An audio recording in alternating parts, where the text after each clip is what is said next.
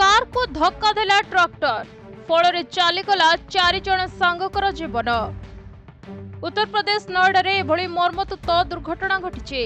एठारे एक कार और ट्रैक्टर मध्य धक्का होई 4 जन सांगकर मृत्यु होइछे। रविवार विलंबित राति प्राय 2टारे एही दुर्घटना घटिथिबा कुहाଯାଉଛି।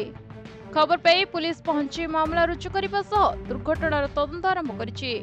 तेबे दुर्घटना रे कारटी संपूर्ण रूपे भांगी रुजि जाइछि। कार भितरे रुटी खंड पड़िथिबार मध्य देखिबाकु मिलिछि।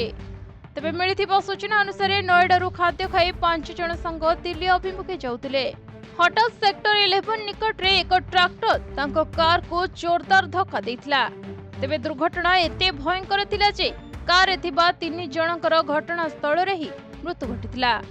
अन्य जने हॉस्पिटल रे आखि बुझिले। सेपटे हॉस्पिटल रे वर्तमान जनकर चिकित्सा चलिछि। तेबे कह जाउछि जे ट्रैक्टर बहुत द्रुत गति रे भूल दिगरु आसुथिला, जहा कि कार को एते जोर धक्का देथिला जे कारटी भांगी रुचि चूरमार हो जाइथिला। तेबे दुर्घटना परे ट्रैक्टर चालक जनक फेरार हो जाइथिया बेले पुलिस मृतदेह को जब्त करी व्यवच्छेद पई पठाइছে। ब्यूरो रिपोर्ट प्रतिदिन टीवी।